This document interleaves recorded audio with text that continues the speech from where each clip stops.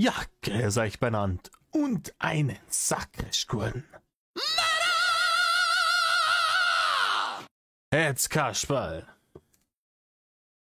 Ja. Was ist passiert? Lang nix. Lange nichts. Ich habe gehofft, es würde so bleiben. Es ist nicht so geblieben. Was sollen wir machen?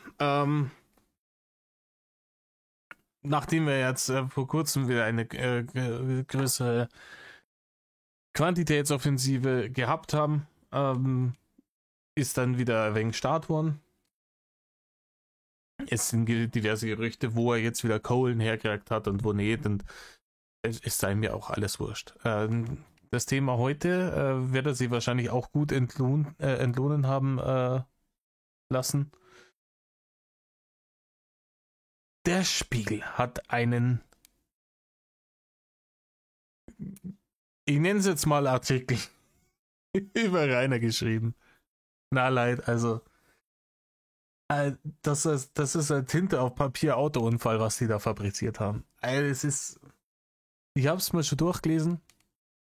Ich werde es mit euch nochmal durchgehen, von Anfang bis Ende. Verzeiht mir, wenn ihr dann zwischendrin, wenn ihr mir verhaspelt, ich bin der allergrößte Heni, was das Vorlesen angeht. Zeitlich besser wie der Dicke, aber ne. Einblenden tue ich euch den nicht, einfach nur, um auf Nummer sicher zu gehen, was Copyright und sowas angeht. Dafür dürft ihr wieder diesen wunderschönen Döner-Dolly-Kopf bewundern. Ist er nicht schön.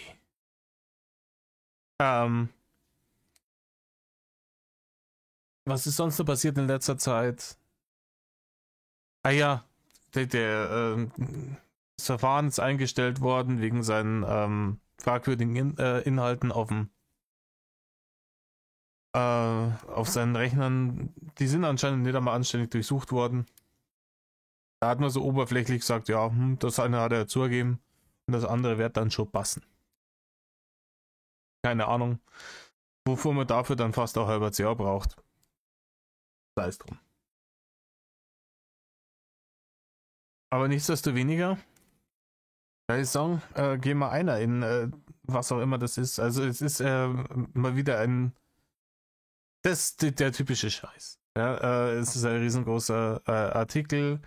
Rainer ist interviewt worden dazu. Er gibt seinen üblichen Lügenfeuerwerk da ab und der Spiegel hat was, wo sie schreiben können mit den entsprechenden Schlagwörtern. So, da kommt dann so Sachen wie Internetmob und Cybermobbing und Hass und sowas. Das verkauft sich gut für Leute, die keine Ahnung haben. Informiert hat man sich selber auch nicht ganz. Und das Ganze ist dann unterlegt mit ein paar Bildern von der Schanze, kurz bevor sie abgerissen wurde, und ein paar Bildern von Rainer. Ich werde euch den Artikel drunter verlinken.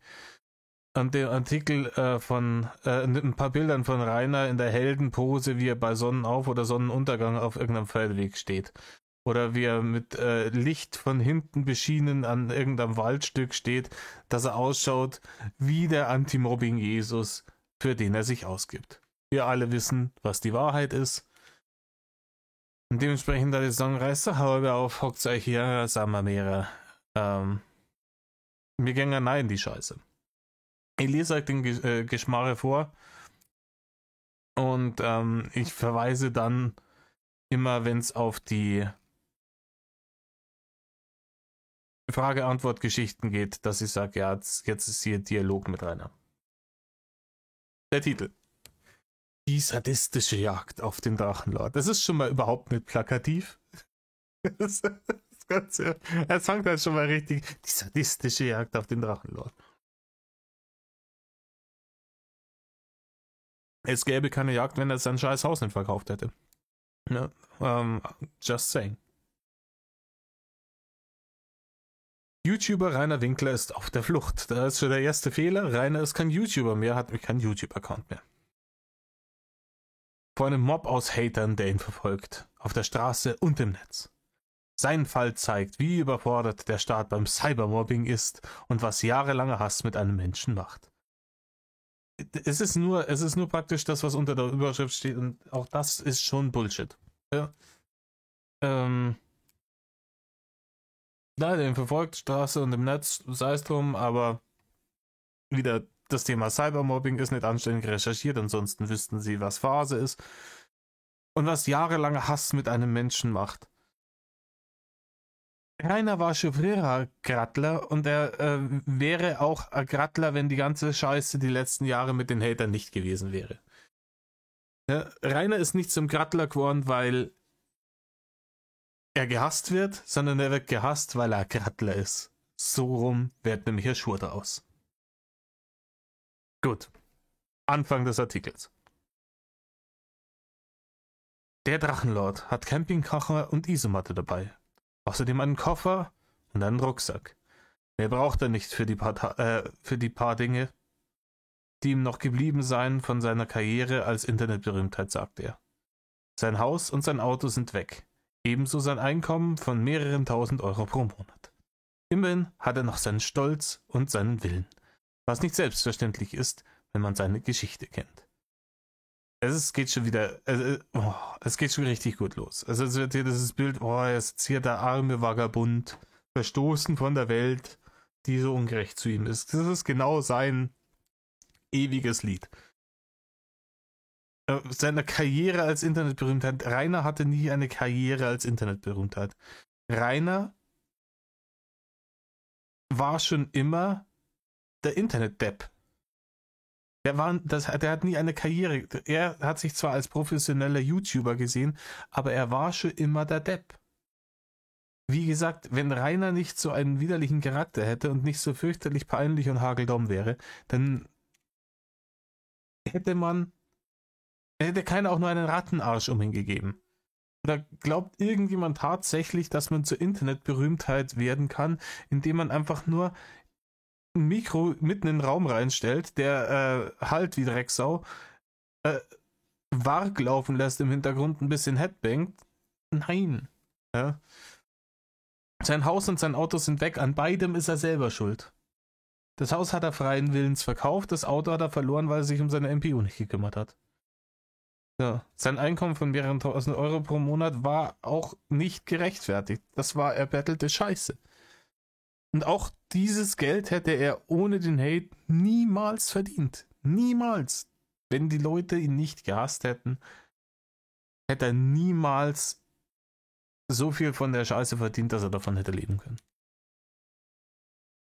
Ja, und seinen Stolz und seinen Willen, wir wissen alle, dass Rainer ein vollkommen ungerechtfertigtes, übertriebenes Selbstbewusstsein hat aufgrund von seinem Narzissmus. Er ist nicht derjenige und er macht weiter und er lässt die Hater nicht gewinnen, bla bla. Weiter geht's. Mit Mitte 20 fing Rainer Winkler an, sich Drachenlord zu nennen. Der hat sich schon deutlich vorher Drachenlord genannt. Und Videos ins Internet zu laden. Weiß nicht, Anfang 20? Wann hat er seine ersten Videos hochgeladen? 2013? Das war vor 11 Jahren. Ich hätte Anfang 20. Egal. So sechs nur aus Spaß, später als Beruf. Das ist die Story, die er immer erzählt.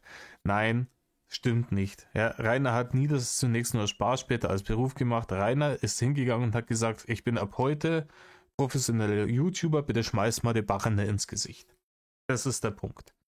Und diese Anspruchshaltung an YouTube ist auch eine der Sachen, die ihm das Genick gebrochen haben. Weil er von Anfang an, normalerweise ist das eben der Weg, den die YouTuber gegangen sind. Die meisten, die heute groß sind, haben mal klein angefangen. Die haben irgendwelche Let's Plays gemacht oder irgendwas Videos, scheißegal, was die gemacht haben. Und haben dann klein angefangen, haben sich da Mühe gegeben, sind immer besser geworden, haben immer mehr Follower generiert und haben dann irgendwann davon leben können. So, Rainer hat diese Leute gesehen und hat sich gedacht, mei, das kann ich auch. Da sitzen und daddeln und blöd daherrennen und dann kriege ich Barrene nachgeschmissen. Einwandfrei, das machen wir und ab heute bin ich Profi-YouTuber und ab heute möchte ich davon leben können. Deswegen hat er mit einer Handvoll Abonnenten angefangen, seine Shirts und Poster und Autogrammkarten drucken zu lassen. Und deswegen hat er mit der Hand von Abonnenten angefangen, diese Leute, die er da als Vorbild genommen hat, zu terrorisieren und auf sämtlichen Social-Media-Kanälen zu nerven. Und denen wirklich die mit Nachrichten zuzuspammen, dass nimmer brutaler Gange ist, auf dass sie doch endlich die gute Kollaboration mit ihm machen und ihn pushen, weil er es verdient hat, dass man ihm fürs Nichtstun die Bachende ins Gesicht wirft. Das ist der Punkt. Nichts später als Beruf und zunächst als Spaß. Arsch. Doch die Aufmerksamkeit, die er suchte, begann sich schnell gegen ihn zu wenden. Er wurde gemobbt, zur Zielscheibe. Nein, er wurde nicht gemobbt. Rainer ist verarscht worden am Anfang, weil er so im Internet aufgetreten ist, wie ich es gerade vorhin beschrieben habe. Und jeder normale Mensch hätte dann begriffen, okay, das ist vielleicht jetzt nicht so das wirklich Gute. Wenn ich, keine Ahnung, wenn ich mich bei so einem Open-Mic-Contest wie fürs Stand-Up-Comedy auf die Bühne stelle und ich fange da an, irgendwas zum Verzapfen und die buhen mich aus und schmeißen Bierflaschen nach mir, dann werde ich runtergehen von der Bühne und mal sagen, okay, das war jetzt ein Versuch wert, aber das ist halt vielleicht nicht das für mich, ja. Dann probiere ich es woanders. Dann mache ich irgendwas anderes. Rainer ist da gestanden und hat sich gedacht, boah, krass, ja. Das teure Bier, schmeißen es mal noch. Da muss ja richtig gut sein. Seine Gegner eint ein eigenartiger, schwer erklärbarer Hass auf Winkler. Auf sein Aussehen, sein Auftreten, seine vor Gericht festgestellte Intelligenzminderung, auf alles, was er macht. Auch das ist wieder plakativ as fuck. Es ist ein sehr schwer erklärbarer Hass auf Winkler. Also ich kann mir überhaupt gar nicht vorstellen, wie man den überhaupt hassen kann. Einen Mann, der, wie gesagt, ich wiederhole mich, aber ich werde es wiederholen bis zum St. Nimmerleinstag, der es hinbekommt, wirklich jede Situation in Scheiße zu verwandeln. Die Wien-Aussage, die Maradona-Aussage. Sein Umgang mit Frauen, das permanente und penetrante Wimmelbilder verschicken. Sein Anspruchsdenken an alles, an YouTube, an die Welt, an die Regierung, an die Polizei, an Frauen, alle müssen ihm zu Willen sein. Jeder muss sofort springen, wenn der Lord pfeift.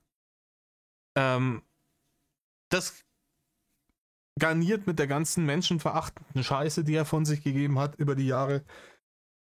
Da kann sich natürlich keiner erklären, warum man ihn hasst. Ja? Auf sein Aussehen. Niemand hasst Rainer, weil er fett ist. Ja? Dass er fett ist eine gute Angriffsfläche, die man hat, weil man ihn hasst. Ja, das ist wieder, da ist die Kausalität nicht richtig. Die Leute denken, er wird gehasst, weil er fett ist. Nee, er wird gehasst. Dass er fett ist dann einfach nur was, um diesen Hass drauf zu fokussieren. Der Hass wäre auch da, wenn er nicht fett wäre. Ja? Und seine Intelligenzminderung hat auch mitnichten irgendwas damit zu tun, dass man ihn hasst. Ja? Und er hat halt eine unterdurchschnittliche Intelligenz, schön und gut, aber es gibt ja genügend andere Leute mit unterdurchschnittlicher Intelligenz, die sie nicht aufführen wie die Axt im Walde im Internet, die nicht Frauen Bimmelbilder und Wix-Videos schicken und die nicht permanent Leute beleidigen. Also, ne? Sorry, irgendwas an deinem Computer hat mich gerade genervt. Wo waren wir? Sie nennen sich Hater. Nein, nennen sich Hater. Er nennt uns Hater. Und organisieren sich in Gruppen mit tausenden Mitgliedern. Ja, in Gruppen mit tausenden Mitgliedern bin ich jetzt nicht unbedingt. Während ihre Angriffe zunächst aufs Netz beschränkt waren, sind sie inzwischen längst übergeschwappt ins echte Leben. Und auch, wer ist auch da dran wieder schuld? Jetzt kommt wahrscheinlich gleich wieder die Dinge. Ich habe es nicht mal ganz im Kopf. Ich habe mir das einmal kurz überflogen. Die Geschichte mit dem Traut euch kommt zu mir Video. Ja. Diese Sache ist ins echte Leben übergeschwappt, weil Rainer der Meinung war, haha, ich kann ja im Internet die Leute einfach blocken. Ja? Ich kann ja einfach den Bannhammer schwingen. Ich kann ja einfach irgendwie die Kommentare ausstellen. Haha. Ich kann im Internet sagen, was ich will und ihr könnt mir gar nichts und ihr könnt mir auch nicht Feedback geben. Das negative Feedback, das ich verdient habe zu der Scheiße. Und dann haben die Leute gesagt, ja, wenn wir das im Internet nicht können, fahren wir halt hin zu dem Deppen. Und dann sagen wir es ihm halt ins Gesicht. Vor allem, weil er auch immer gesagt hat, ja, hier im Internet, da trauen sie sich hier mit der Anonymität, aber im echten Leben würden sie sich das nicht trauen. Dann sind sie halt hingefahren und haben sich's halt traut. Ja, auch da ist Rainer wieder selber dran schuld. Er hat das provoziert und er hat es abgekriegt, genauso. Hätte er die ganze Scheiße im Internet stehen lassen, die Kritik, wäre da im Internet mehr drauf eingegangen, wären da, glaube ich, deutlich weniger Leute bei ihm vorbeikommen. Rein Spekulatius, ja, man weiß es nicht, wie es passiert ist, meine Theorie. Weiter geht's. Heute mit 33 Jahren ist Winkler ein Ausgestoßener. Einer, mit dem seine Feinde machen, was sie wollen. Vogelfrei hieß das früher. Ja, vogelfrei heißt das auch noch heute. Und mit dem seine Feinde machen, was sie wollen, ist ein... Das ist wie wenn wir den wie in Schweigen der Lämmer irgendwie in so einem Loch im Keller hätten und in den Korb mit der Lotion runtergeben würden. Das ist ein Schmarren sondersgleichen. Es ist ein Schmarren sondersgleichen. Niemand macht mit ihm, was er will. Rainer macht mit sich, was er will. Und Rainer hat sich bewusst entschieden, wiederzukommen. Er hätte auch einfach rausbleiben können aus dem Internet. Es ist ein Donnerstagvormittag in einem Hotel in Mittelfranken. Rainer Winkler trägt eine etwas abgewetzte hellgraue Hoodiejacke. Ja, die ist etwas abgewetzt. Es ist das erste Mal, dass er ausführlich mit einem Journalisten spricht. Nein, das ist gelogen. Rainer spricht permanent mit Journalisten, wenn er die Wahl hat. Der einzige Journalist, den er weitergeschickt hat, war der Dennis Leifels und das auch nur, weil er den nicht gekannt hat und für einen Hater gehalten hat. Und die ganzen Nordbayern-Interviews, da hat er jetzt auch schon mehrere gegeben. Und die sind auch alle nicht so lange her. Also er spricht nicht das erste Mal ausführlich mit einem Journalisten. Er labert jedes Mal dieselbe Scheiße. Wie gesagt, Nordbayern-Interviews, wir können es nachschauen. Es hat eine Überwindung gekostet. Er weiß nicht mehr, wem er trauen kann und wer ihn verraten wird. Das ist, was die Leute vom Spiegel sind. Gut, aber er ist inzwischen so paranoid, dass er glaubt, die Hater geben sich als Leute vom Spiegel aus, nur um ihn dran zu kriegen. Dann beginnt er zu erzählen, wie er aus seinem Haus getrieben und obdachlos wurde. Getrieben. Aus dem Haus getrieben. Mit zigtausend Euro ist er da rausgetrieben worden. Die haben ihn so lange mit Geld beworfen, dass er es nicht mehr ausgehalten hat und dann ist er rausgegangen. Der hat sein Haus verkauft. Wenn ich das Haus verkaufe, werde ich nicht rausgetrieben. Punkt um. Und hätte er das nicht verkauft, würde er immer noch in dieser schimmligen Bruchbude wohnen. Ist zwar jetzt auch nicht wirklich Luxus, aber wenigstens vor Wind und Wetter wäre er geschützt.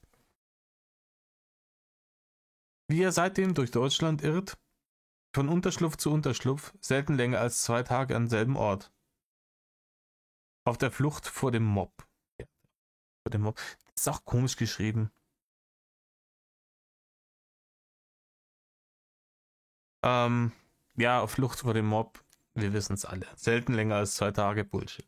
Ja, er war allein irgendwann im Juli, war er mehrere Wochen wohl am selben Ort, wo er da diese Schlüsselloch-Videos da gemacht hat. Mit Mozzarella fressen und Milchschnitten fressen und sowas. Da war er wochenlang am selben Ort, verzeih mir nix.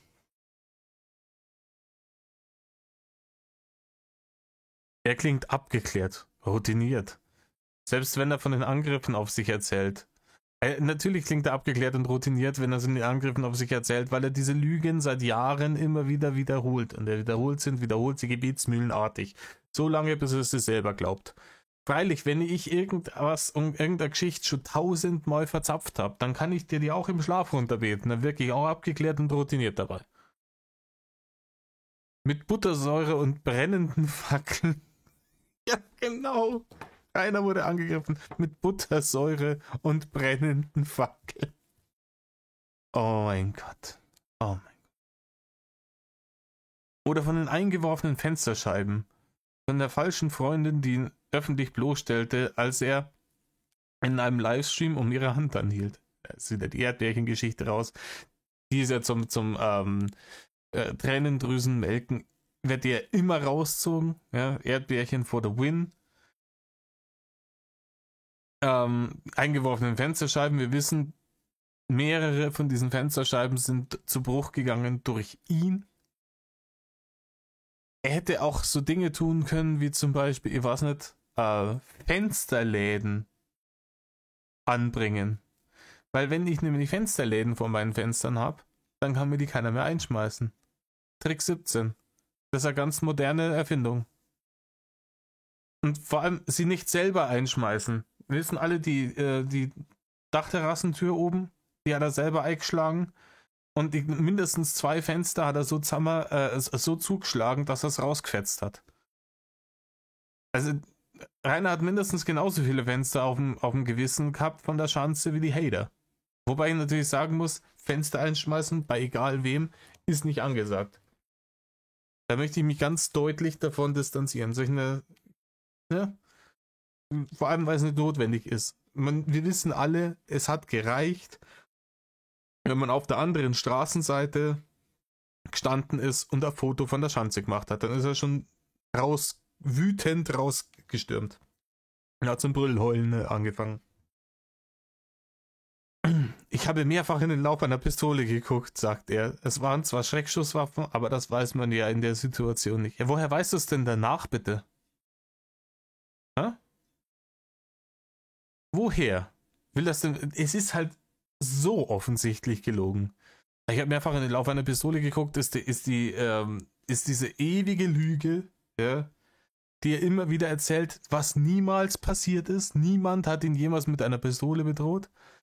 Und wenn das denn Schreckschusswaffen waren und man das in der Situation nicht weiß, woher soll das denn jetzt wissen?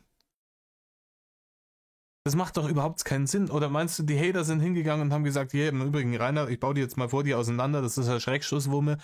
Denkt da nix, ja? Ein Riesenschmarrn. Ein Riesenschmarrn. Egal. Also wie gesagt, allein die zweite Aussage, um das zu relativieren, beweist wieder, dass das Ganze gelogen ist. Das Gespräch hat kaum begonnen. Da holt ihn schon der Mob ein. Das Zimmertelefon klingelt. Der Hotelmanager ist daran. Man habe gesehen, dass Winkler einige Minuten zuvor das Gebäude betreten habe. Er habe hier Hausverbot. Das Hotel müsse seine Gäste und Mitarbeiter schützen vor Winklers Verfolgern. Ich glaube nicht, dass sie das gesagt haben. Das Hotel müsste sie schützen vor Winklers Verfolgern. Rainer hat sich halt mit diesen Leuten getroffen in einem Hotel. Ja, die Spiegel-TV-Leute haben ihm wahrscheinlich gesagt, hier, wo wir uns treffen, hat er gesagt, bei euch im Hotel. Dann haben die gesagt, wir sind in dem und dem Hotel. Und dann statt denen zu sagen, tut mir leid, da darf ich nicht rein, weil ich da nämlich Hausverbot habe, ist er da reingewungelt. Weil er genau gewusst hat, dass sie ihm dann sagen, Herr Winkler, Sie haben Hausverbot und das seine Narrative unterstützt. Im Übrigen, Herr Winkler, wenn man da Hausverbot hat und wongelt da trotzdem nein, dann ist das nämlich, wie nennt man das? Stimmt, Hausfriedensbruch. Damit sollten Sie sich auskennen, Herr Winkler. Alter Schwede. Kannst du alles immer ausdenken. Der wongelt da rein, wissend, dass er da Hausverbot hat. Und dann sagen sie ihm, Herr Winkler, Sie haben Hausverbot hier. Und dann seht es, hier, ich kann nicht einmal ein Interview in dem Hotel geben.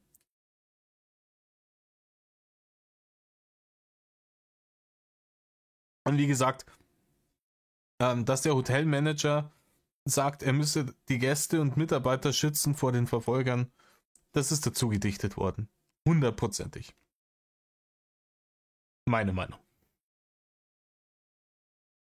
Für die ist die Jagd auf Winkler ein Spiel. Sie nennen es das Drachengame. Sie ergötzen sich daran, wie an einem Online-Spiel. Nur, dass dieses hier real ist.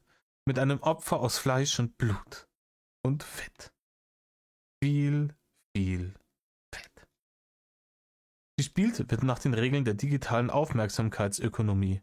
Je krasser die Demütigung, umso mehr Applaus gibt es für die Peiniger. Nein, gespielt wird nach den Regeln der digitalen Aufmerksamkeitsökonomie. Je krasser Rainers Provokationen, desto krasser die Reaktion der Hater. Rainer will diese Aufmerksamkeit, er bettelt darum. Er hat es jetzt nicht mal 6 Wochen ausgehalten, ohne dass er seinen hässlichen Grind ins Internet gepimmelt hätte. Und dann hat er sofort wieder angefangen, vom Leder zu ziehen und die Leute zu provozieren und sich an eine Stelle hinzusetzen, die jeder im Game kennt, wo jeder weiß, wo er da zu finden ist, in der Hoffnung, dass da Leute kommen und die ihm die Aufmerksamkeit geben. Und je krasser er da provoziert, umso mehr die Reaktion seiner, wie Sie hier sagen, Peiniger. Ist halt Bullshit. Genau andersrum werden nämlich Herr Schuach draus. Und je krasser die Demütigung, umso mehr Applaus gibt es für die Peiniger, ist auch nicht richtig. Zum Beispiel die meisten Leute, die ich kenne und ich auch, beurteilen sowas wie die Swatting-Aktion oder wie gesagt die Pizzabestellerei oder die Fenstereinschmeißerei und diesen ganzen Rotz. Ja?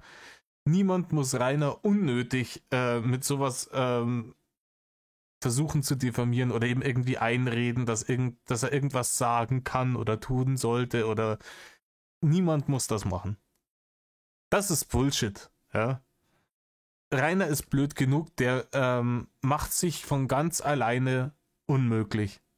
Das hat er jahrelang problemlos selber hingekriegt. Da muss man ihm weder anstacheln dazu, noch muss man ihm irgendwie Pizzen irgendwo hinbestellen oder sonst irgendwas. Ja, das ist, oder wie es jetzt da vor kurzem in Nürnberg wieder war, die Feuerwehr rufen oder so einen Scheiß. Da kriege ich massive Hasslatte. Weil das, wie gesagt, wir spielen hier das Rainer-Game und nicht das Feuerwehr-Game. Und er macht sich von alleine unmöglich genug. Da muss nicht nachgeholfen werden.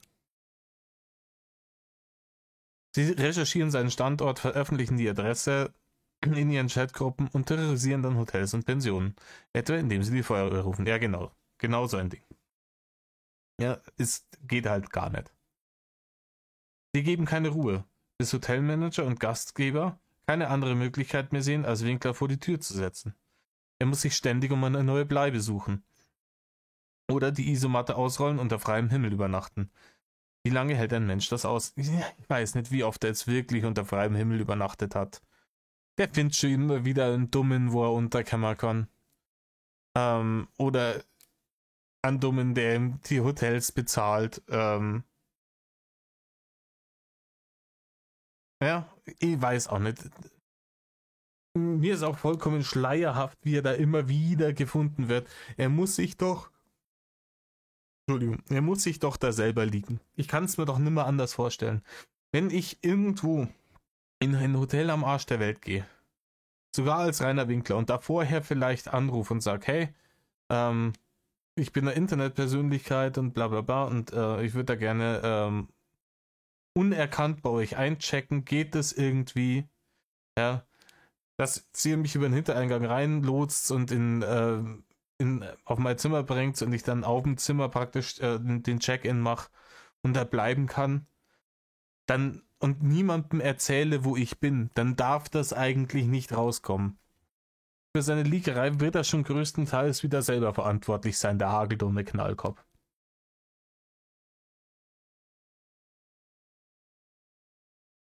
Manchmal brechen Verzweiflung und Wut durch seine Stimme. Ja, ganz selten bricht Wut durch Rainers Stimme.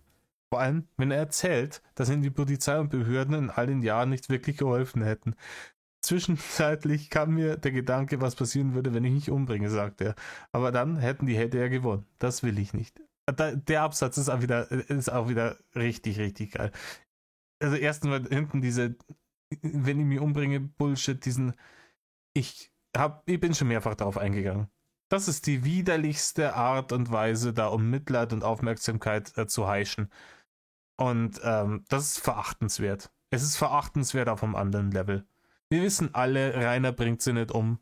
Dazu ist er zu narzisstisch und zu dumm und zu feige. Ja?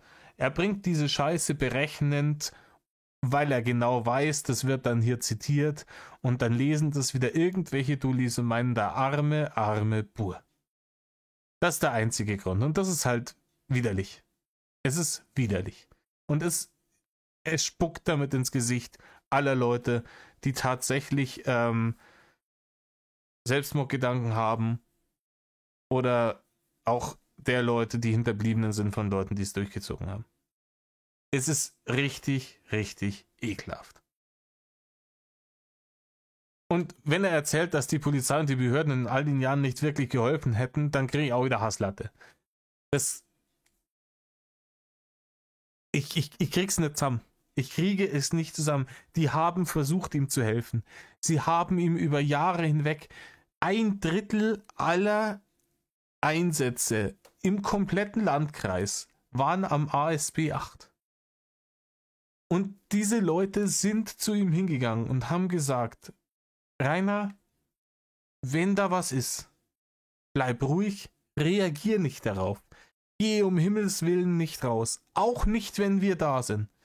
Ruf uns an, wir kommen vorbei, wir regeln die Scheiße und du bleibst da drin. Dann kriegen die nicht, was sie wollen und dann wird es weniger werden. Rainer hat genau das Gegenteil gemacht. Jedes Mal. Er hat immer das Gegenteil gemacht. So ungefähr, die brauchen mir gar nichts verzeihen. Wie oft ist er dann da gestanden? Hat die Bullen gerufen, während er am Streamen war und dann so, ich muss mal kurz raus, die Polizei ist gerade gekommen. Und was ist jedes Mal passiert, ausnahmslos, die Polizei hat gesagt, Herr Winkler, gehen Sie da rein, ja, Sie bringen das Ganze hier nur zum Eskalieren. Jedes verfickte Mal. Und dann hat er die Dreistigkeit, setzt sich in dieses Scheiß-Interview und verzeiht einen von, ja, die Polizei und die Behörden, die haben mir nie wirklich geholfen. Da haut's ein Scheuter raus, oder? Da haut's doch ein Scheuter raus. So, Dialog. Spiegel. Herr Winkler, wo übernachten Sie gerade? Winkler. Das kann ich nicht verraten, sonst stehen wieder die Hater bei mir auf der Matte. Insgesamt war ich inzwischen in 60 bis 80 Hotels, Pensionen oder Unterkünften. In weit mehr als der Hälfte der Fälle haben die Hater herausgefunden, dass ich dort bin und dafür gesorgt, dass ich gehen muss.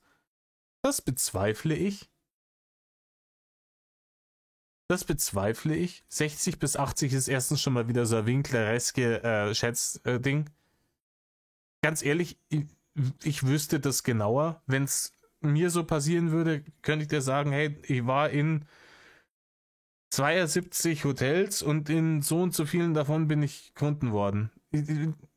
Hier hell-dunkle Haare, groß-kleine Statur, Arsch, ja, 60 bis... Wie viele waren es denn genau? Es ist halt wieder Lülülü, offensichtlich, aber wurscht, das wird genau so übernommen, anstatt dass man in diesem Interview irgendwann merkt, hey, der verzeiht uns einen riesengroßen Schmarren und der lügt offensichtlich, dass man sagt, hey, Herr Winkler, entweder Sie können wir jetzt mit der wahren Geschichte raus oder wir brechen das jetzt da ab, weil unser Zeit kriegen wir auch nicht geschenkt. Nee, wird durchgezogen, wird so gedruckt, das ist alles easy. Verkauft sehr gut. Ja? Und in mehr als der Hälfte, nehmen wir mal die untere, ja, nehmen wir mal die 60. Das wären dann in mehr als der Hälfte, wie viel wären das, dass er dann rausgeflogen wäre? 40? Ich wüsste es nicht. Ich habe das Game das letzte Jahr, seitdem er auch vor allem aus der Schanze raus ist, sehr intensiv verfolgt, wie ihr wisst. Also ich wüsste nicht von 40 Situationen, wo er aus dem Hotel geflogen wäre. Und ich hätte das mitgekriegt, glaube ich. Lass das 15 gewesen sein. Dann ist viel. Egal, weiter im Text. Spiegel. Wie läuft das ab? Winkler.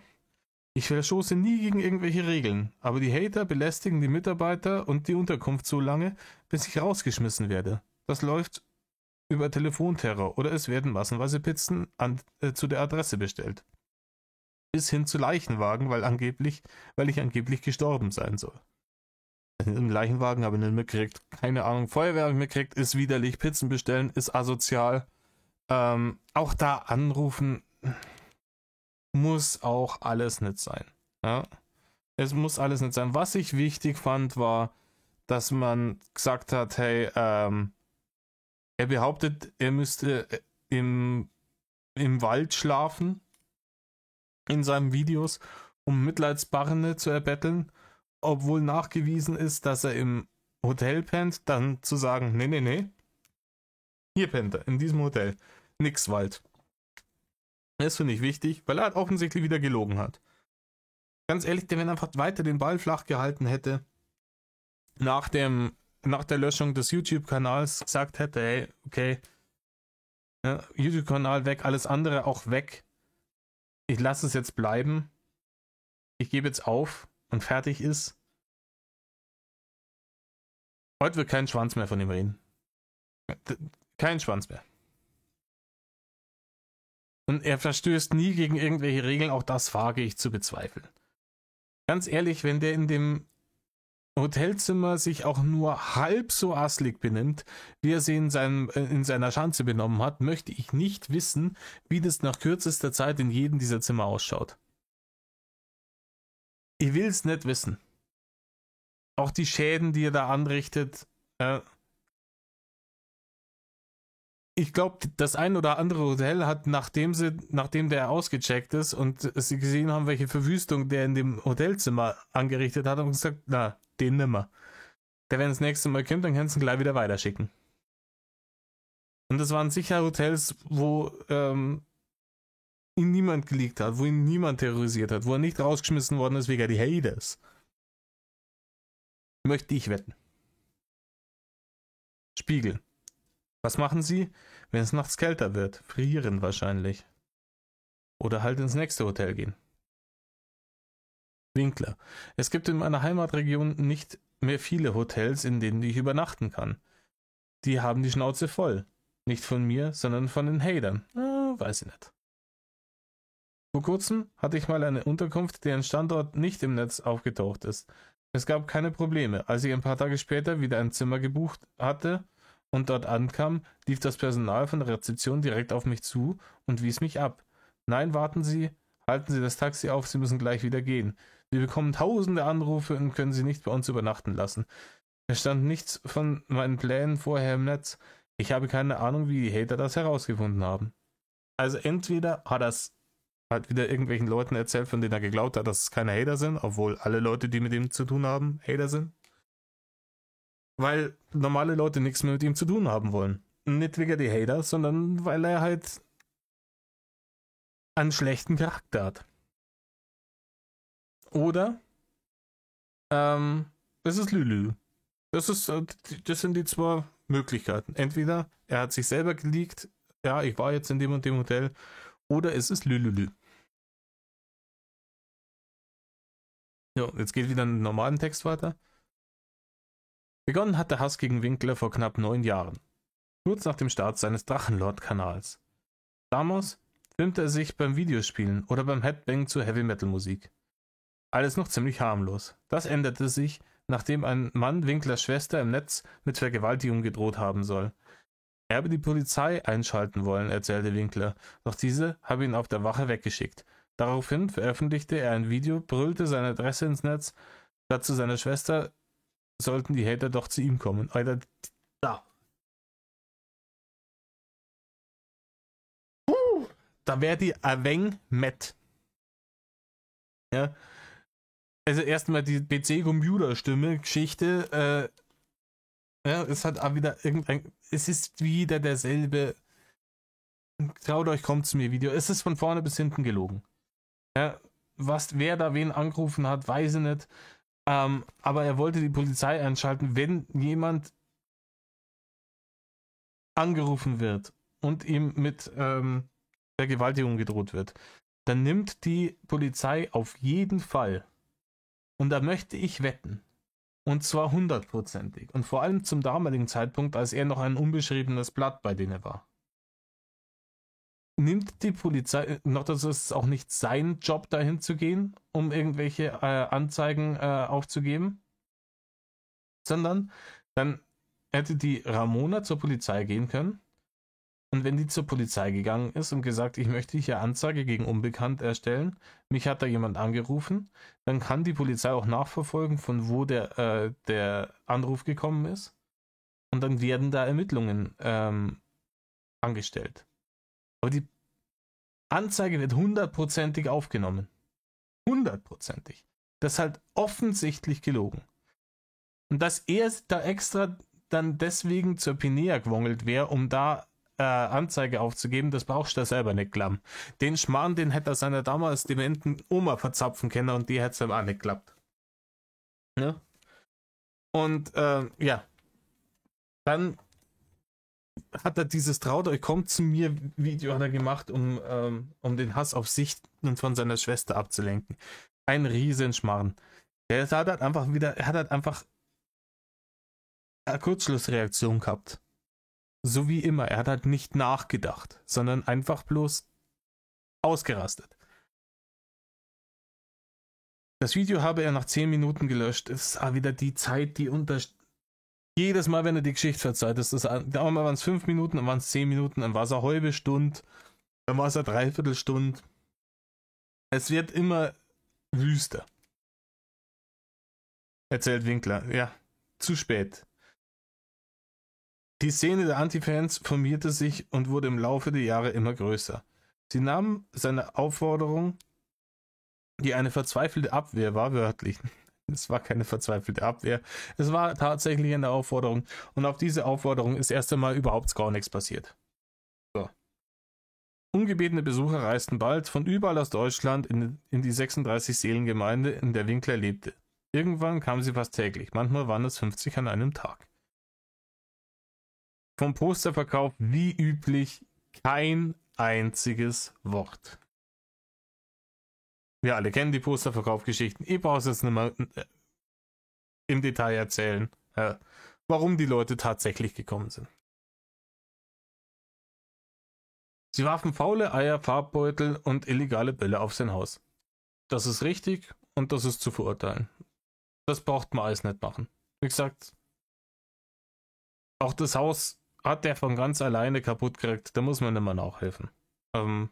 Farbbeutel, faule Eier, Böller. Auch diese Riesenböller, die sie da rausgeschmaßt haben. Ist nicht cool.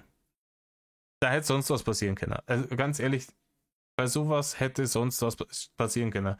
Wenn du so einen riesigen Böller da rausschmeißt und der wongelt da raus und das Ding explodiert vielleicht mit ein bisschen Verzögerung.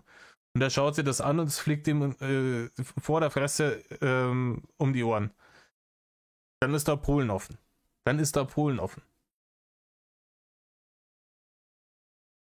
So. Sie lösten einen Feuerwehransatz vor seiner Tür aus und schickten LKW-Ladungen voll mit Waren, die er nicht bestellt hatte. Also der Feuerwehransatz, wie gesagt, heftige Hurensohn-Aktion. Der Typ ist aber auch verknackt worden, nicht nur dafür, sondern für andere Sachen. Und schickten LKW-Ladungen voller Waren, die er nicht bestellt hatte. Ja, man nennt es die Amazon-Bettelliste. Er hat darum gebettelt, ihm diese Scheiße zu schicken. Hat er euch das nicht erzählt, liebe Spiegel-Journalisten? Die LKW-Ladungen von Waren, die er nicht bestellt hatte, das sind die Sachen, die er auf seine scheiß Amazon-Bettelliste gestellt hat. Damit sie ihm die kaufen, weil er knackert war, dass er sich die Scheiße selber kauft. Ihre Demütigungen hielten sie in Videos fest, die 100.000-fach aufgerufen wurden und das Drachengame weiter anfachten. Die Qualen eines Einzelnen wurden zum Unterhaltungsspiel für Tausende. Oh. Da hat wieder jemand Deutsch LK mit 9 Punkten abgeschlossen. Großer Applaus. Dann sind hier ein paar Bilder, Schanzenfest, Reiterstaffel etc. etc. Weiter geht's. Immer wieder reagierte Winkler auf die Provokationen seiner Gegner. Auf genau die Art, die sie sich erhofften. So etwa einen Tag vor Heiligabend 2019. 2 Medizinstudenten standen vor Winklers Haus, beleidigten seinen verstorbenen Vater. Winkler kam aus dem Gebäude, brüllte herum und schlug zu. Seine Gegner filmten den Ausraster, vermutlich um später ein Video zur Unterhaltung der Hater-Szene hochzuladen. Sie wussten, dass Winkler bereits wegen solcher Angriffe vorbestraft war. Wir bringen ihn in den Knast. sagte einer der beiden vor der kurzen Prügelei. Ja, wir alle kennen die Szenerie. Rund ein Jahr später stand Winkler wegen dieser Auseinandersetzung und anderer Körperverletzungen vor Gericht. Wurde zu einem Jahr auf Bewährung verurteilt. Im Prozess sagte die Richterin, dass Winklers Chancen steigen, wenn er mit YouTube aufhöre und sein Haus verkaufe und wegziehe. Hier werden 3 verschiedene Gerichtsprozesse durcheinander gemischt. Zum einen ist der Gerichtsprozess der erste wegen den Medizinstudentenheldern. Das war letztes Jahr im Oktober. Bei dem ist er auch nicht zu einem Jahr zur Bewährung verurteilt worden, sondern 2 Jahre ohne Bewährung ist er verurteilt worden. Ja. Im Prozess sagte die Richterin, dass Winklers Chancen steigen, wenn er mit YouTube aufhöre oder sein Haus verkaufe und wegziehe. Der Prozess, von dem sie da reden, das war letztes Jahr im April. Der Prozess. Im Übrigen ist er nicht wegen anderer Körperverletzungen vor Gericht gewesen, sondern wegen gefährlicher Körperverletzung. Das ist ein kleiner, aber feiner Unterschied. Die ein Jahr zur Bewährung hat er erst dieses Jahr im März gekriegt und nicht letztes Jahr im Oktober. Also das mit dem Haus verkaufen und oder YouTube aufhören war letztes Jahr im April. Rund ein Jahr später wäre letztes Jahr im Herbst gewesen. Das stimmt halt auch nicht, weil er dann eben nicht zu einem Jahr auf Bewährung verurteilt wurde, sondern zu 2 Jahren ohne Bewährung. Ein Jahr Bewährung hat er von dem Richter gekriegt im März. Hätte man alles schön recherchieren können, ist ja vollkommen wurscht. Man schreibt einfach irgendwas rein. Da wird dann aus 3 Gerichtsprozessen, die über ein Jahr passiert sind, ist dann ein großer Bums geworden. Und die Quintessenz ist, der arme Mann hat nichts gemacht und ist trotzdem irgendwie dazu genötigt worden, sein Haus zu verkaufen. So. Es war ein gut gemeinter und doch hilfloser Vorschlag, der die Schuld für die Eskalation bei Winkler sah und den Online-Mob unterschätzte. Ja, die Schuld für die Eskalation war ja auch bei Winkler. Und der Online-Mob hat damit überhaupt nichts zum Tun gehabt. Ja. Rainer hat sein Haus verkauft,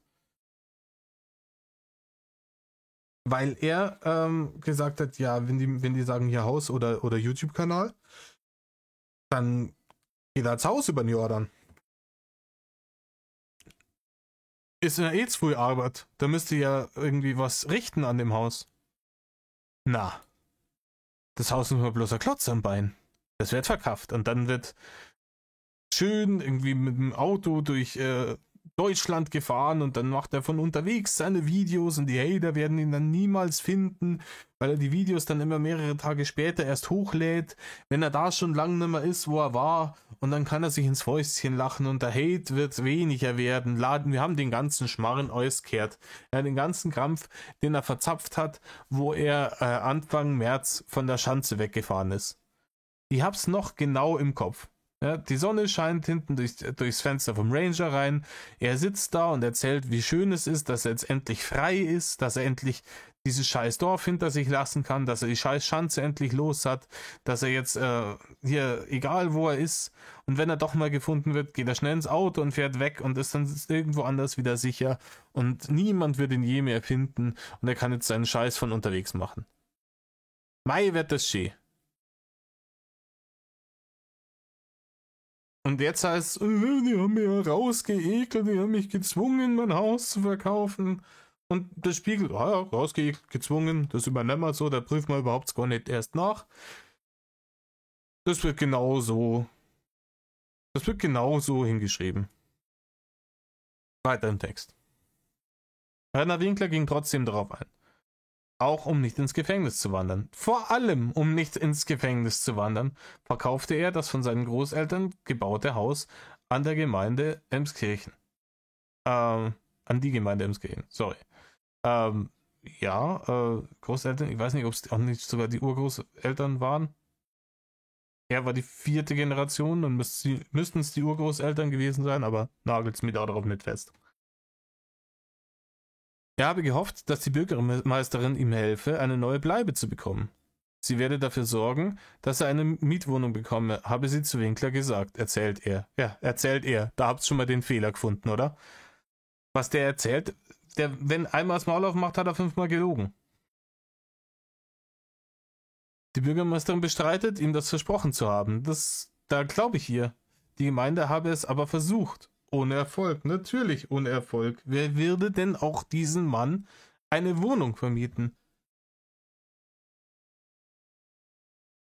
Wir sind wieder im Dialog. Spiegel. Was war das Schlimmste, das man ihnen bisher angetan hat? Oh, die Frage kommt immer wieder. Winkler, das Schlimmste ist, dass es nie aufhört und dass ich mich daran gewöhnt habe. Ja, ich habe mich daran gewöhnt, ich bin so abgehärtet, ich fühle eigentlich gar nichts mehr. La-di-da-di-da, Rhabarber, Rhabarber, Rhabarber. Spiegel. Manchmal wirkt es, als wären sie eine Symbiose mit ihren Gegnern eingegangen. Sie können nicht ohne sie. Manche Leute sagen, sie müssten nur aufhören, die Hater mit ihren neuen Videos zu provozieren. Dann würden sie in Ruhe lassen. Ja, wie gesagt, das geht nicht von heute auf morgen. Rainer war der Meinung, jetzt habe ich doch irgendwie 4 Wochen mal nichts gemacht. Warum ist der Hate nicht weg, etc.? Dass er sich einfach permanent löschen muss und dass das vielleicht ein halbes Jahr dauert, bis der Hate dann permanent weg ist, etc. Und dass er dann aber auch weiter aus dem Internet rauszubleiben hat, damit es auch so bleibt, das wird er in seinem Leben nicht mehr begreifen. Winkler, das ist keine Symbiose, es ist parasitär. Ja, ob er das genau so gesagt hat, das wollen wir mal bezweifeln, weil das hört sich... Ich glaube nicht, dass Rainer weiß, was das Wort Symbiose bedeutet. Geschweige denn, dass parasitär das Gegenteil davon ist. Glaube nicht. Bin jetzt gerade raus. Glaube ich nicht. Die Hater sind auf mich angewiesen. Es wird immer Leute geben, die sich mit mir beschäftigen. Egal, ob ich etwas hochlade oder nicht. Als ich in den letzten Wochen mal länger nichts veröffentlicht habe, wurde ich trotzdem weiter verfolgt und beleidigt. Also erstens mal, wer hier immer beleidigt, ja, darüber brauchen wir jetzt mal nicht reden. Ja? Der einzige Parasit im Übrigen bist du, weil du für nichts eine Leistung von genau 0 erwartest, dass dir die Leute im Internet die Barren an den Kopf schmeißen. Du bist der Meinung, du nutzt Bandbreite des Internets, die woanders wahrscheinlich besser aufgehoben wäre, um zu betteln, dass dir die Leute fürs Nichtstun die Barren an den Kopf schmeißen.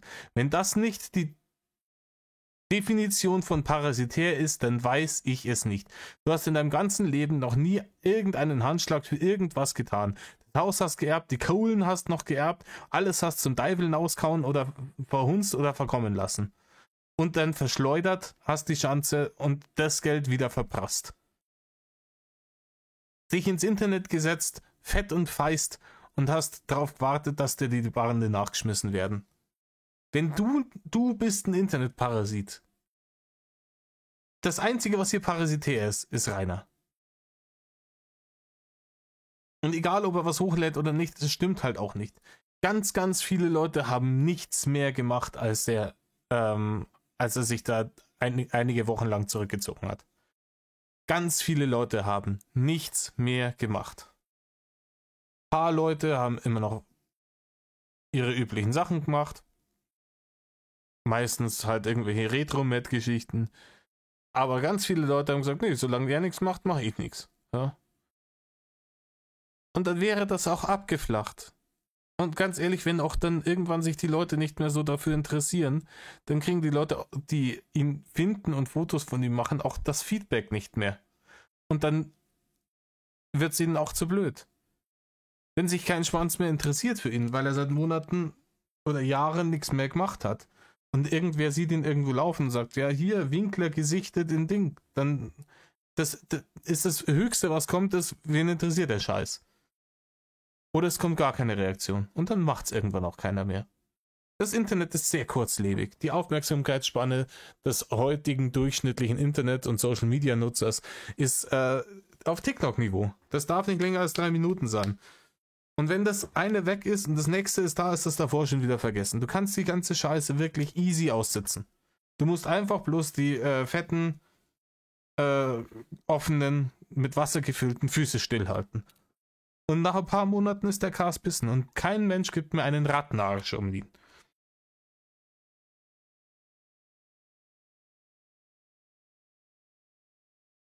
Wo waren wir?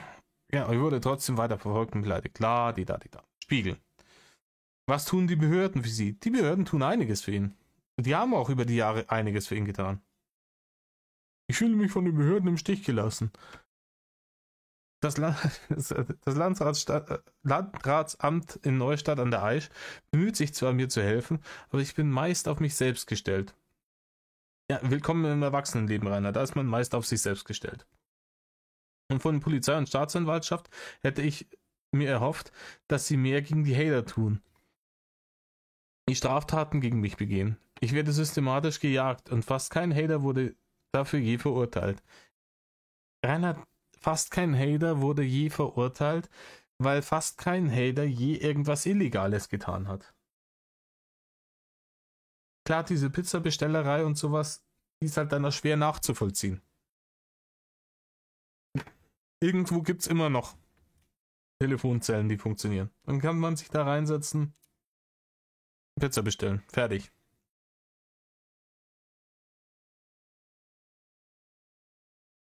Er hätte sich mehr erhofft von der Staatsanwaltschaft. Was hätten die denn machen sollen? Wie gesagt, Rainer war ja der Meinung, hier Personalien aufnehmen, gleich Anzeigen schreiben, bloß weil Leute auf der Straße gestanden sind. Und nichts getan haben, nachweislich. Man hat es auf seiner eigenen Kamera gesehen. Dass die nichts getan haben. Da stehen 3 Hanseln vor seiner scheiß Schanze draußen auf der Straße, ja, und machen vielleicht ein paar Fotos. Rainer filmt es, überträgt es ins Internet und behauptet, ja, hier sind 15, 18, 20 Mann und die randalieren, rütteln am Tor rum, schreien hier die Nachbarn zusammen. Und man sieht es halt live auf der Cam, dass es halt nicht so ist. Ja, hier sieht man jetzt nur die paar, die anderen sind jetzt gerade da weiter nach oben gegangen. Schmarren. Riesenschmarren. Und dann 20 Mal am Tag bei der Polizei anrufen und wenn die dann irgendwann sagen, Herr Winkler, hier, sie rufen ständig Wölfe, Wölfe, Wölfe und es ist kein Wolf da, dann kommen die halt irgendwann an immer. Und dass die halt auch einfach Leute, die halt unbescholtene Bürger, die halt nichts Illegales tun, nicht einfach verhaften können, ist halt auch Gott sei Dank so in unserem Land. Das war mal anders in unserem Land, dass man auch, wenn man nichts gemacht hat, verhaftet wurde.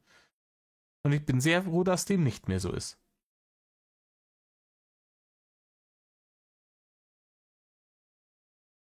Wir sind wieder im normalen Text. Soziale Netzwerke wie YouTube oder TikTok haben die Medienwelt politisch und politische Debatten verändert. Sie haben das Influencer-Marketing zu einem Milliardengeschäft gemacht und zahlreiche neue Stars hervorgebracht. Doch sie zerstören Menschen auch. Niemand hat Rainer gezwungen, auf YouTube oder TikTok oder sonst irgendwas zu sein. Niemand. Ja? Und wie gesagt, die Scheiße ist jetzt nicht erst seit gestern. Und es ist relativ, er hat schon relativ früh negatives Feedback bekommen. Und wenn er da einfach gesagt hätte, ey, nee, das ist nichts für mich, dann wäre da auch nichts zerstört worden. Zerstört hat er sich schon ganz von alleine, weil er zu stur war, einzusehen, dass er vielleicht mit seiner unterdurchschnittlichen Intelligenz eher irgendwo aufgehoben wäre in einem Dulli-Job. Wo er halt einfach zu tun hat, was man ihm sagt und dafür seine Kohlen verdient und fertig aus. Winklers Fall dürfte in seinem Ausmaß einmalig sein. Zugleich offenbart er ein Problem, das weit über Mittelfranken hinausgeht. Wow, ein Problem, das über Mittelfranken hinausgeht. Das gibt ja kaum Probleme, die über Mittelfranken hinausgehen. Deutschlandweit berichtet jedes 6. Kind bereits einmal Opfer von Cybermobbing geworden zu sein. In Extremfällen schließen sich die Cybermobber zu Trollgruppen zusammen, um systematisch auf ihre Opfer loszugehen. Und da ist wieder genau der Fehler im System. Kinder, die Opfer von Cybermobbing werden und Rainer haben nichts, aber auch gar nichts miteinander zu tun. Weil sich diese Kinder es nicht aussuchen, gemobbt zu werden. Und wenn sie die Möglichkeit haben, nicht mehr gemobbt zu werden, sind die heilfroh und tun den Teufel, dass sie ihre Mobber weiter provozieren, um weiter gemobbt zu werden. Diese Kinder profitieren auch nicht davon, in Anführungsstrichen gemobbt zu werden, so wie ein gewisser mittelfränkischer Fettbeitel. Zuletzt wurde die Streamerin und Transaktivistin Clara Sorrenti Opfer einer solchen Kampagne. Sie hatte sich dafür eingesetzt, dass eine berüchtigte rechtsextremistische Webseite aus dem Netz zu nehmen ist. Sorrentis Gegner sorgten mit einem falschen Notruf dafür, dass bewaffnete Polizeieinheit vor ihrem Haus in Kanada stand. Bereit, es zu stürmen. Ihre Gegner verfolgten sie bis nach Nordirland. Die deutsche Comedy-Autorin Jasmina Hunke erhielt Todesandrohungen, nachdem ihre Adresse im Netz veröffentlicht wurde. In Österreich nahm sich die Ärztin Lisa Maria Kellermeier das Leben, weil sie eine Hasskampagne rechter Impfgegner nicht mehr aushielt. Das sind alles sehr, sehr dramatische Sachen, von denen ich noch nie gehört habe, die aber hier zum Thema auch überhaupt nichts zur Sache tun.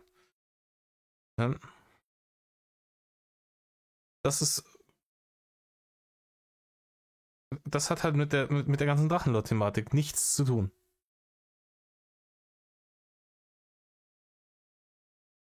Ein kalter, sonniger Sonntag Ende Februar in Altschauerberg.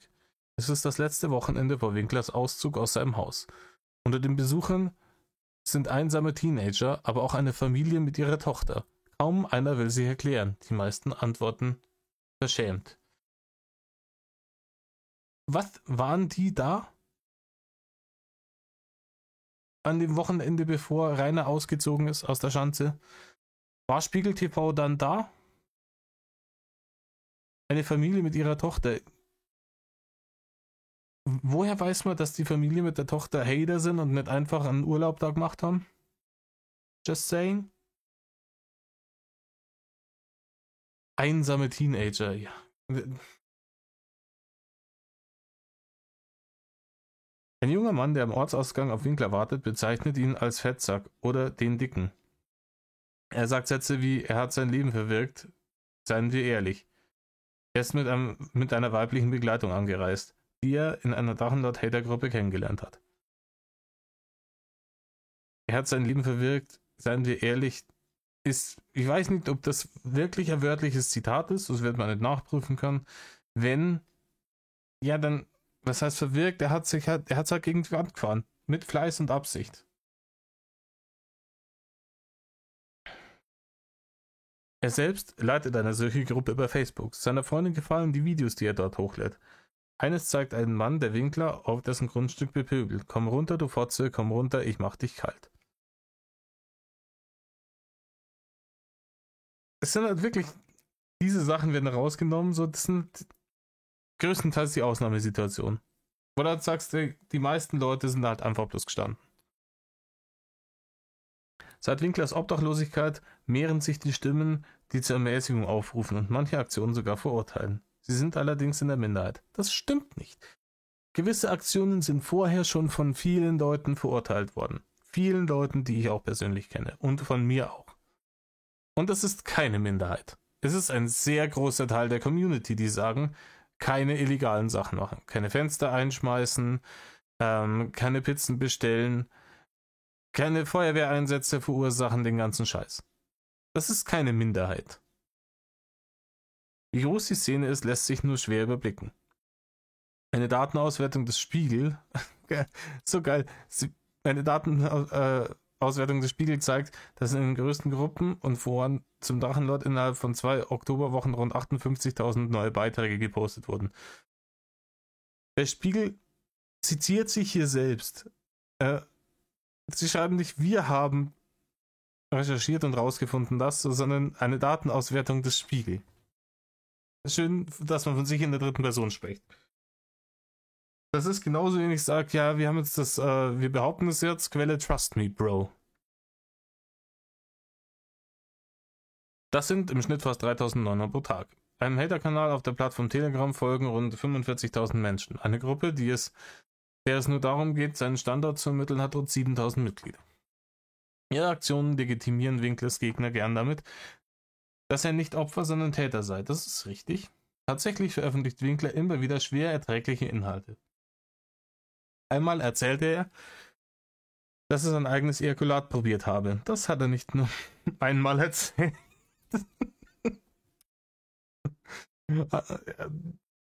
Dazu kommen, also wenn wir jetzt in der Richtung schon sind, haben wir die klassischen Sachen mit den großen Wassertieren oder den Pferden oder den ganzen Bums.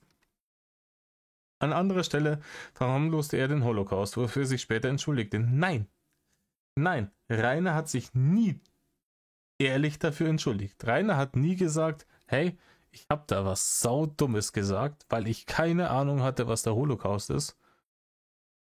Und es tut mir leid. Es ist nicht zu entschuldigen und es ist nicht rechtfertigen, aber es tut mir leid. Punkt. Er hat immer gesagt, ja, ich habe das zwar gesagt und die Aussage, so geht natürlich nicht, aber eigentlich war das ja nur Sarkasmus, aber eigentlich habe ich ja was ganz anderes gemeint, aber eigentlich ist ja gar nicht so schlimm. Eigentlich bin ja nicht ich derjenige. Nein, Rainer, du hast das gesagt, du hättest dich entschuldigen können. Er hat sich nie entschuldigt. Er hat sich immer, wenn er sagt, ich kann ja nicht mehr machen, als mich zu entschuldigen. Das waren seine Entschuldigungssätze. Aber das ist keine Entschuldigung. Eine Entschuldigung fängt an mit, es tut mir leid, das, bla bla bla bla bla, Punkt. Ohne ein Aber dazwischen, ohne irgendwas, sondern ich habe Scheiße gebaut und das tut mir leid, Punkt. Das ist eine Entschuldigung. Alles andere ist Bullshit. Mehrfach hat der Hater körperlich angegriffen, das ist richtig. Doch nichts von dem, was Winkler getan hat, rechtfertigt auch nur annähernd die Attacken seiner Jäger, sagt jemand, der die Akten aus Winklers Prozess kennt. Die Akten aus Winklers Prozess sind halt auch nicht alles. Weil ganz, ganz viele Sachen eben nicht zur Anzeige gebracht wurden. Weil ganz, ganz viele Sachen eben im Internet schnell recherchiert wären. Wenn man denn wirklich seiner journalistischen Sorgfaltspflicht nachkommen würde. Dass man sagt, hier, das, was in den Akten steht, ist nicht des Pudels Kern. Und sagt jemand, der die Akten von Winklers Prozess kennt. Wer ist denn dieser jemand? Ist es sein Anwalt? Oder ist es Rainer selbst? Wer ist es denn, der das sagt? Das ist super kryptisch. Das ist doch absolut nicht aussagekräftig. Es gibt genügend Leute, die sagen, dass es gewisse Sachen durchaus zu rechtfertigen sind. Dass man zum Beispiel Videos macht, in denen man darauf hinweist, was er alles getan hat. Gerade die ganzen Zusammenschnittvideos mit seinen widerlichsten Aussagen, mit seinen widerlichsten Aktionen, den ganzen Scheiß. Das ist wichtig. Weil nämlich ansonsten kriegst du nämlich nur hier solche, in Anführungsstrichen, Berichterstattung und dann wird ein Bild gemalt vom Anti-Mobbing-Jesus, der nie was Böses getan hat und der den Attacken seiner Jäger, Zitat, ausgeliefert ist. Mehrfach hat er Hater körperlich angegriffen. Das ist richtig. Wie denn? Erklärt doch mal, was er alles gemacht hat. Er versucht die Leute mit Äxten zu bewerfen, mit Stöcken zu bewerfen, zu schlagen. Der hat Ziegelsteine, Tassen nach den Leuten geschmissen. Er hat Pflastersteine auf Autos geworfen, die vorbeigefahren sind. Er hat Scheiben eingeschlagen, dass Leute verletzt wurden von den Splittern. Hat Leuten Taschenlampen über die Rübe gezogen und. Der, wenn nicht so ein brutaler Körperklaus wäre, wenn nicht so ein brutaler Körperklaus wäre, dann wäre da schon längst richtig, richtig übel was passiert. Und dann hätte es da Tote gegeben. Und dann möchte ich euch ja mal hören. Der arme Mo. Zum Äußersten haben sie ihn getrieben. Riesenschmarrn. In der Verhandlung kritisiert die Richterin öffentlich die Masche, mit der die Hater ihre Angriffe rechtfertigen. Es sei empörend, dass Leute sich daran ergötzen, jemanden psychisch so fertig zu machen und zu provozieren, um ihn in den Knast zu bringen, und dass sie sich dann hinterher als Retter der Nation aufspielen. Wie gesagt, ihn provozieren tut größtenteils erst einmal Rainer. Ja, wie gesagt, die Geschichte, dass jetzt da beim Beck besucht wurde, ist eine Reaktion auf seine Provokation mit den TikTok-Streamen, die er davor gemacht hat. Und nichts anderes. Es war im Endeffekt so, dass er sich dahingesetzt hat, hier bin ich, kommt her. Allerdings, klar, es gibt Aktionen, wo ihm Sachen praktisch, wo er zu Sachen angestachelt wurde, wo er sich selber nicht sicher war.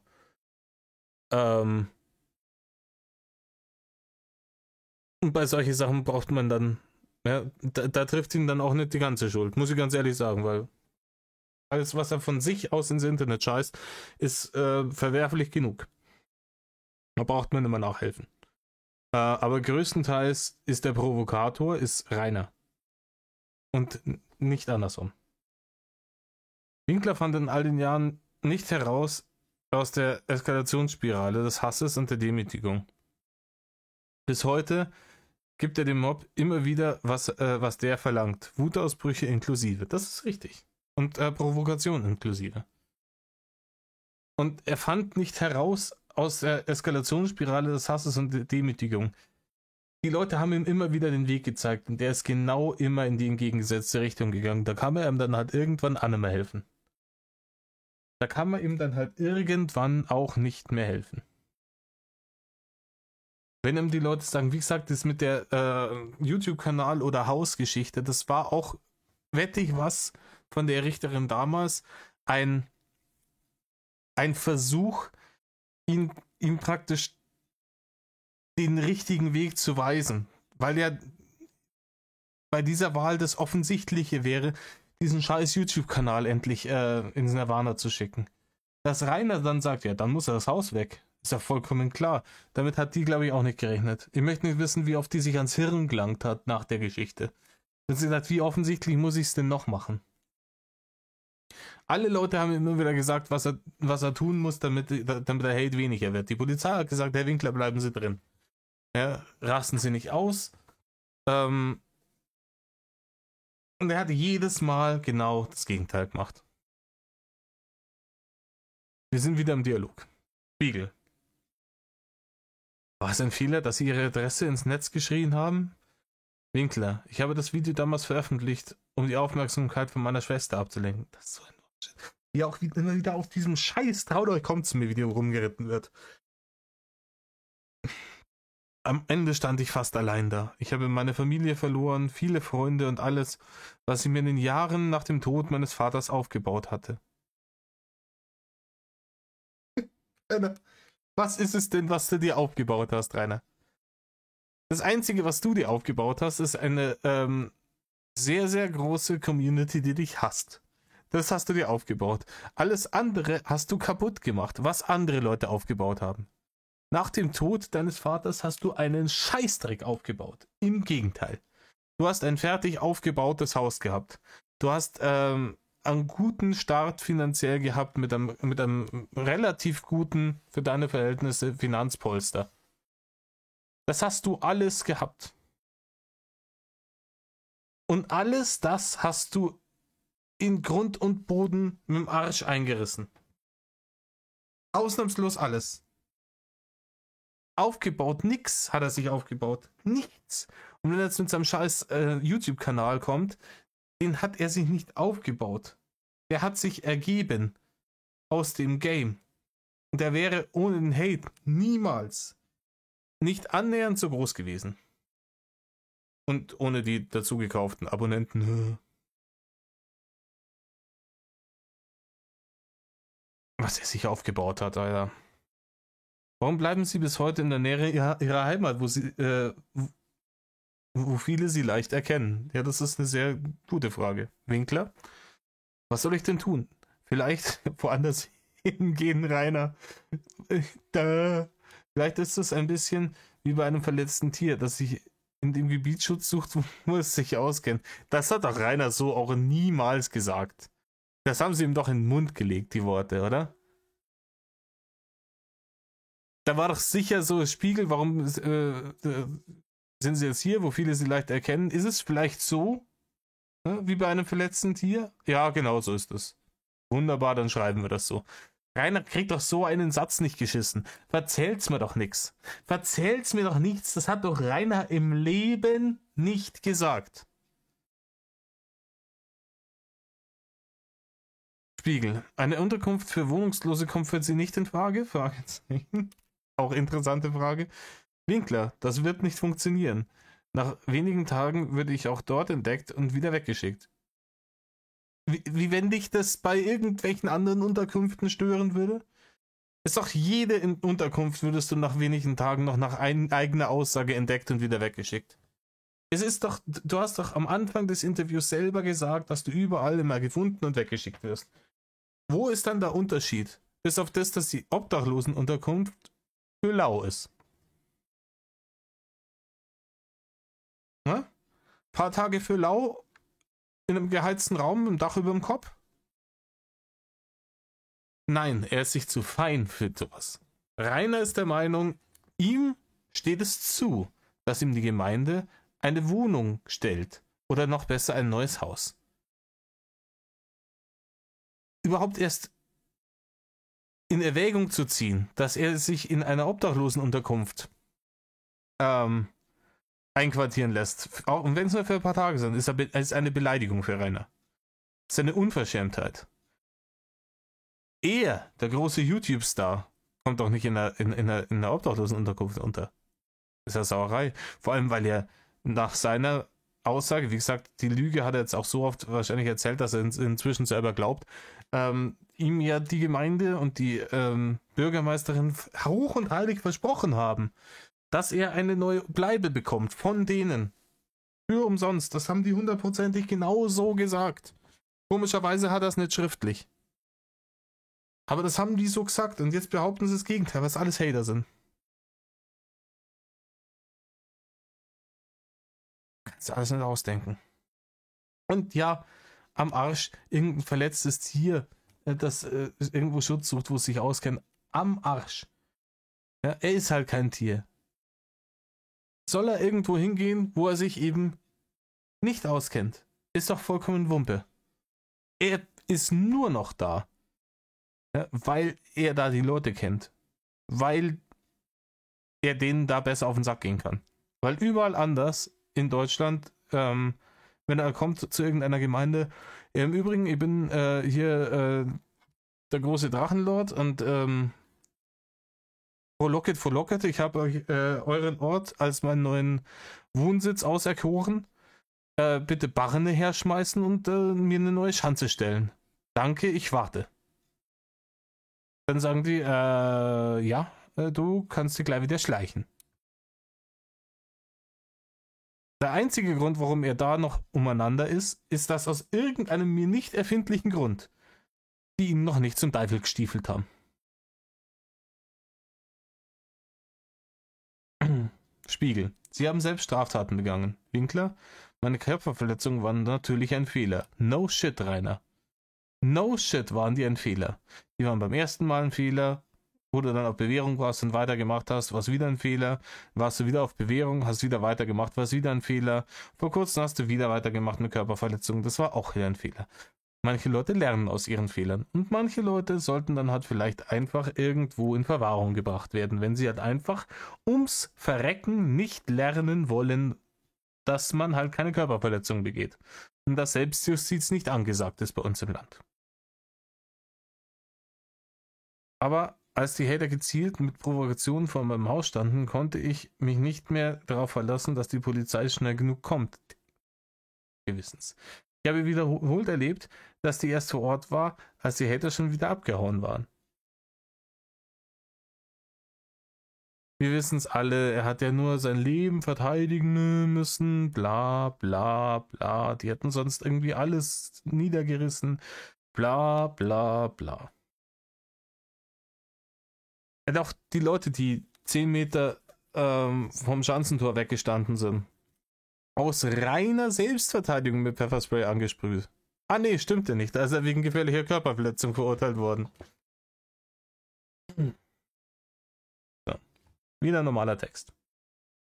Der August 2018 hätte ein Wendepunkt im Fall Winkler sein können. Damals ging die Politik, das war's auch, da ist der Hate nämlich noch schlimmer geworden. Damals ging die Polizei mit einem Großaufgebot gegen die Menge vor, die sein Haus stürmen wollte. Ja, stürmen, weiß ich nicht. Sogar der bayerische Innenminister Joachim Herrmann, CSU, schaltete sich ein. Wir werden alles dafür tun, um die Ruhe in diesem Dorf wiederherzustellen, sagte er bei einem Ortsbesuch in die TV-Kameras. Ein Versprechen, das seine Behörden nicht einzulösen vermochten. No shit, Alter. Die CSU hat das Versprechen abgegeben, das sie nicht einlösen konnte. Oh, das ist aber was nice. Kaum ein Polizist kennt das Drachengame so gut wie Siegfried Archut. Er leitet die Polizeiinspektion Neustadt an der Aisch. Er hat schon oft selbst mit Winkler geredet. Seine Dienststelle wird zeitweise von Anzeigen gegen Winkler überflutet und so ebenfalls für die Jagd auf den Drachenlord instrumentalisiert. Naja, wenn Rainer halt Straftaten begeht und deswegen angezeigt wird, und das tut er ja am laufenden Band, beziehungsweise hat er damals auch getan, dann wird er halt angezeigt. Da wird nichts instrumentalisiert. Da wird halt einfach zur nächstbesten Polizeistation gegangen. Über die Hater und ihren Sensationstourismus sagt Archut: Ich kann nicht begreifen, wie man solche teils bösartigen Straftaten gegen jemand begehen kann, den man nur aus dem Netz kennt. Er verliere da manchmal den Glauben an die Menschheit. Und jetzt sind noch ein paar Verlinkungen zu alten Spiegel Drachenlord-Geschichten. Mehr zum Thema. Hier Sascha Lobo und so weiter. Und dann geht's weiter. Der Mob überfordert den Staat. Auch weil der nie zum richtigen Umgang mit Winkler fand. Seine Beamten könnten Trollgruppen im Internet nicht gleichzeitig überwachen. Nicht gezielt überwachen, räumt Archut ein. Vor den zuständigen Staatsanwaltschaft Nürnberg heißt es, dass man mittlerweile etwas mehr als 150 Verfahren eingeleitet habe. Eine anscheinend magere Ausbeute angesichts der Masse an Vergehen, von denen Winkler berichtet. Das ist richtig, von denen Winkler berichtet. Nur weil Winkler sagt, dass irgendwas eine Straftat war, heißt es noch lange nichts. Und ich glaube, 150 Verfahren sind schon jede Menge. Es sind schon jede Menge. Und von diesen 150 Verfahren würde es mich wundern, wenn bei der Hälfte tatsächlich was rauskommt. Bei den allermeisten wird es heißen, entweder wird es wegen Nichtigkeit fallen gelassen, oder es wird heißen, okay, das ist verhandelt worden, da konnte keine Straftat festgestellt werden, fertig.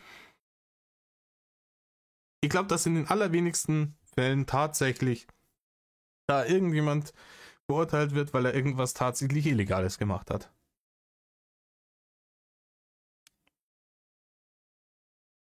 Im letzten halben Jahr seien trotz der andauernden Hater-Aktionen nur eine Handvoll Verfahren hinzugekommen, heißt es von der Staatsanwaltschaft. Natürlich sind im letzten halben Jahr deutlich weniger Verfahren dazugekommen, weil Rainer seit über einem halben Jahr nicht mehr am Altschauerberg wohnt. Natürlich passiert da weniger, wenn er da nicht mehr wohnt. Duh. Weder bei der Polizei vor Ort noch beim Bayerischen Landeskriminalamt oder beim Bundeskriminalamt gibt es gebündelte spezialisierte Ermittlungsgruppen gegen die organisierte Cybermobbing-Szene. Die Cybermobbing-Szene, Alter. Kannst du dir nicht ausdenken. Oh ja, genau, hier kommt jetzt dieses Bild. Wie gesagt, ich verlinke euch das müsst ihr mal schauen, das ist im unteren Drittel. Wie er da steht und von hinten das Licht auf ihn scheint. Wie der große Anti-Mobbing-Jesus. Wir sind wieder im Dialog. Spiegel. Wie oft haben sie sich in den vergangenen 10 Jahren an die Polizei gewandt? Winkler schätzungsweise 500 bis 700 Mal. Ich glaube, dass das häufiger war. Ja, bis zu 20 Mal am Tag angerufen.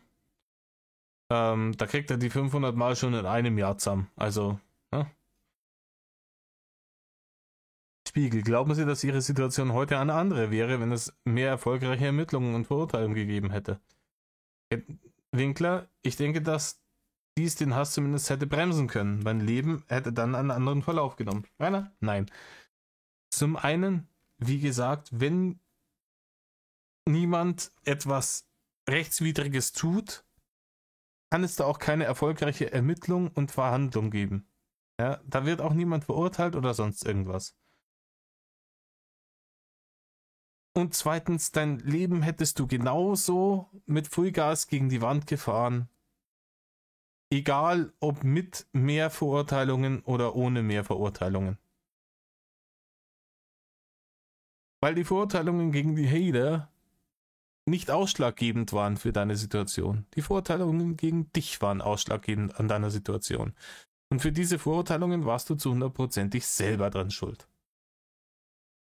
So rum wird der Schuh draus. Ja, die klassische Täter-Opfer-Umkehr, die wir hier wieder haben.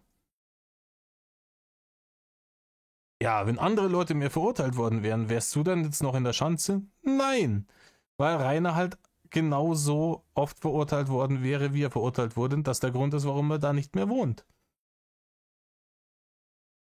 Spiegel. Die Polizei sagt, dass die Straftaten wie Beleidigungen hätten angezeigt werden müssen. Winkler. Ja, das stimmt. Ich habe irgendwann aufgehört, alles anzuzeigen. Erstens kosten die ganzen Anzeigen viel Zeit. Rainer, du warst arbeitslos. Du bist es immer noch. Du hast alle Zeit der Welt, ja, da hinzugehen und Anzeigen aufzugeben. Du kannst den ganzen Tag da Anzeigen aufgeben, weil du ja eh arbeitslos bist. Außerdem hat die Polizei oft keine Personalien der Täter aufgenommen, weil die nichts getan haben. Weil die nur auf der Straße, auf einer öffentlichen Straße gestanden haben, was sie dürfen. Die haben ihnen dann einen Platzverweis erteilt, im besten Falle, oder sie haben gesagt, ey, es wäre schön, wenn sie schleichen darf. Im Normalfall. Solange da keine Straftaten begangen wurden, kann auch die Polizei nichts tun. Die kann auch nicht wildwichsen, irgendwelchen Leuten auf der Straße die Personalien aufnehmen. Wo kommen wir da hin? Wir leben ja nicht in der DDR. Weil die Ermittlungen meist ergebnislos eingestellt wurden, habe ich irgendwann resigniert. Ist richtig, die Ermittlungen wurden halt ergebnislos eingestellt, weil diese Menschen nichts getan haben, was irgendwie wert gewesen wäre, dagegen zu ermitteln. Und dann werden die eingestellt. Und dann hast du hoffentlich irgendwann aufgehört, Leute wegen nichts und wieder nichts anzuzeigen. Und dann war das ja auch richtig so. Dann war auch alles gut.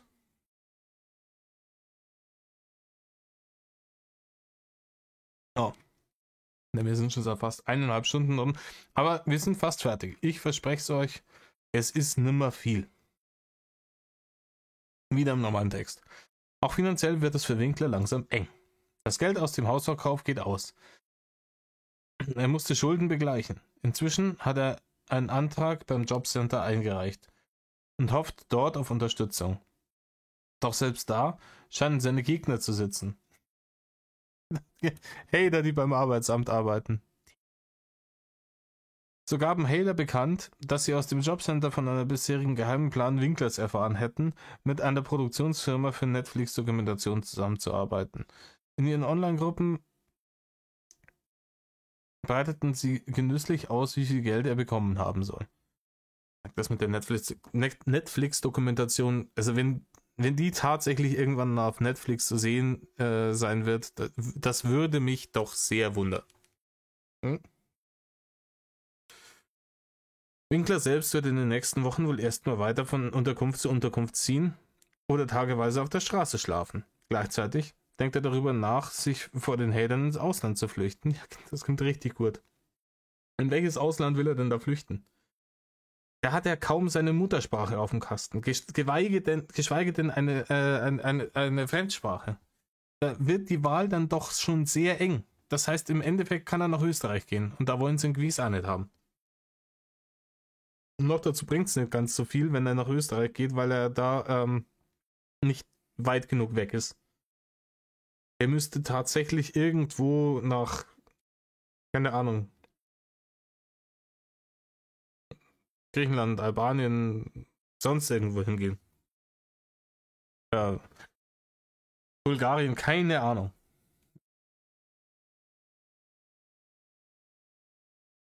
Einige Hoteliers in der Gegend warnen sich bereits gegenseitig vor Winkler und dem Mob, der auf sie zukommt, wenn sie ihn beherbergen. Andere haben Mitleid.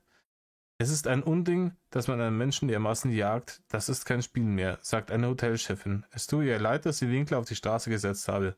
Unterdessen geraten auch Winklers letzte unterstützt er ins Visier. Ende Oktober steht wegen eines falschen Alarms ein Feuerwehrfahrzeug vor dem Haus von einem der wenigen Anwohner, die dem Drachenlord über die Jahre geholfen haben. Davon habe ich jetzt nichts mitbekommen. Aber wie gesagt, Feuerwehr anrufen, irgendwo hin, ist Abschaumaktion. Jetzt haben wir hier ein großartiges Bild von Rainer, wie er mit verschränkten Armen vor seinem ehemaligen Grundstück steht.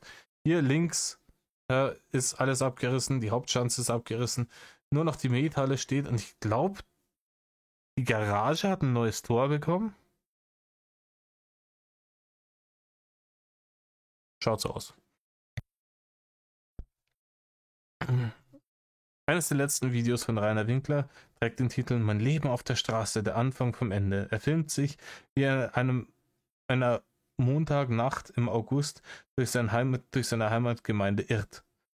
Er erzählt, dass er schon geweint habe und deutet Suizidgedanken an. Vielleicht wäre es am einfachsten, wenn ich einfach Schluss mache. In den Kommentaren unter dem Video findet sich keinerlei Empathie. Natürlich nicht, wenn man die ganze Scheiße über Jahre mitgemacht hat, glaubt man ihm natürlich da kein Wort. Und mit dieser ganzen Suizidscheiße, wie gesagt, ist höchstgradig verwerflich, was er da tut.